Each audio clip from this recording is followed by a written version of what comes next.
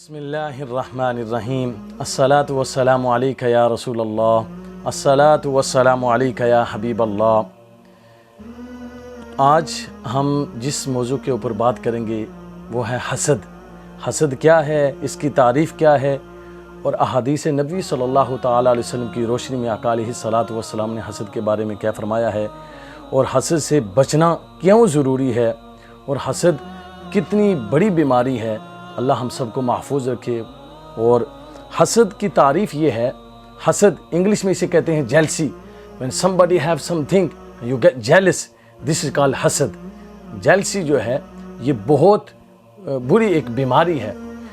تو کسی کی دنیاوی یا دینی نعمت چھن جانے کی تمنا کرنا کہ فلاں آدمی کے پاس یہ نعمت ہے، فلاں کو آدمی نے یہ مرتبہ، یہ مقام، یہ عزت عطا کی ہے، اس سے یہ چھن جائے اور مجھے مل جائے، اس کو کہتے ہیں حسد۔ یا فلاں آدمی کے پاس یہ چیز ہے، وہ تباہ اور برباد ہو جائے، مجھے مل جائے، یہ حسد، اس کی یہ تعریف ہے شارٹ کٹ۔ اور اللہ پاک کا ارشاد ہے قرآن مجید فرقان حمید میں آتا ہے کہ انہوں نے اپنی جانوں کا کتنا برا سودا کیا۔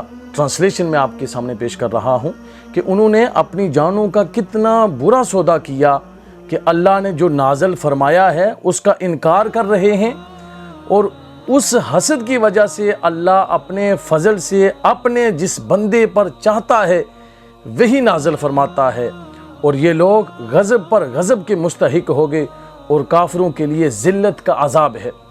علماء کرام فرماتے ہیں، یہ جو آیہ مبارکہ کا ترجمہ پیش کیا ہے، فرماتے ہیں کہ یہودیوں نے حضور صلی اللہ علیہ وسلم پر ایمان لانے کے بجائے کفر اختیار کیا، اور ایمان کی جگہ کفر خریدنا خسارے کا سودا ہے۔ اس لیے ہر آدمی نصیحت حاصل کر کے ایمان کی جگہ کفر، اور نیکیوں کی جگہ گناہ، اور اطاعت کی جگہ نافرمانی، اور رضا الہی کی جگہ اللہ کے غضب کا سودا بہت خسارے کا سودا ہے۔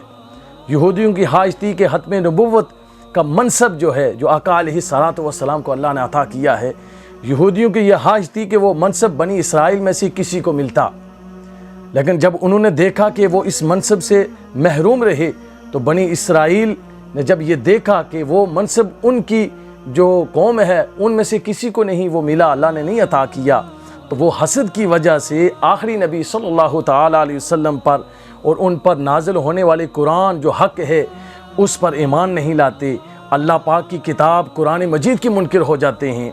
اس سے معلوم ہوا کہ منصب و مرتبے کی طلب انسان کے دل میں حسد پیدا ہونے کا ایک سبب ہے۔ تو اللہ وحدہ لا شریک حسد کی جو بیماری ہے اس سے ہمارے قلوب اذہان کو جو ہے نا دور رکھیں۔ حدیث شریف میں آیا ہے حسد کے بارے میں دو احادیث نبی پیش کرتا ہوں۔ ایک حدیث نبی پاک صلی اللہ علیہ وسلم نے ارشاد فرمایا، حسد سے دور رہو۔ حسد جو جیلسی ہے، کسی سے جلنا، کسی سے سڑنا، کسی کی نعمت چھن جانے کے بارے میں دعائیں التجائیں کرنا کہ اس سے یہ ختم ہو جائے، مجھے مل جائے، اس سے آقا علیہ الصلوۃ والسلام نے فرمایا حسد سے دور رہو، کیونکہ حسد نیکیوں کو اس طرح کھا جاتا ہے جس طرح آگ خشک لکڑیوں کو کھا جاتی ہے، یا خشک گھاس جو ہوتا ہے اس میں جب آگ لگتی ہے تو وہ ختم ہو جاتی ہے، تباہ و برباد ہو جاتی ہے۔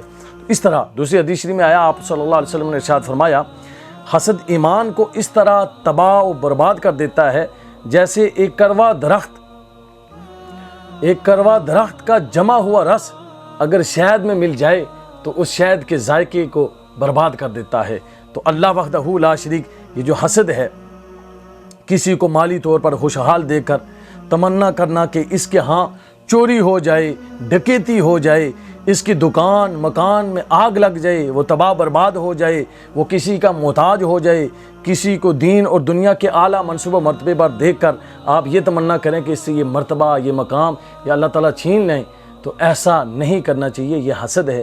اللہ کے حضور دعا ہے کہ اللہ تعالیٰ ہمیں توفیق دیں کہ ہم رشک کریں، کہ ہم یہ دعا کریں، یا میرے مولا تو نے اس کو یہ عزت دی ہے، یہ مقام دیا ہے، یہ مرتبہ دیا ہے، اس میں اور اضافہ فرما، اور اس پہ جو تو نے کرم کیا ہے جو کرم اس پہ ہوا ہے یا اللہ اس کی کوئی بھیک مجھے بھی عطا فرما.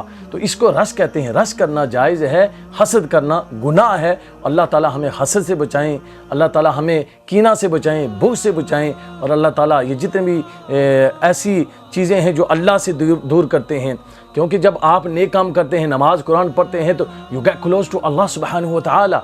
جب آپ اللہ کے قریب ہوتے ہیں تو کلوزنس آف اللہ سبحانہ و تعالیٰ یہ ہے کہ آپ نماز پڑھتے ہیں, قرآن پڑھتے ہیں, دین کے کاموں میں لگے ہوئے ہیں, تو اللہ تعالیٰ آپ کے دل اور آپ کے ذہن کو نور سے بھر دیتا ہے. جب آپ حسد کرتے ہیں, چغلی کرتے ہیں, آپ جو ہے کسی کے لیے برا سوچتے ہیں, تو آپ دین سے, اللہ سے, قرآن سے, ان ساری چیزوں سے دور ہو جاتے ہیں.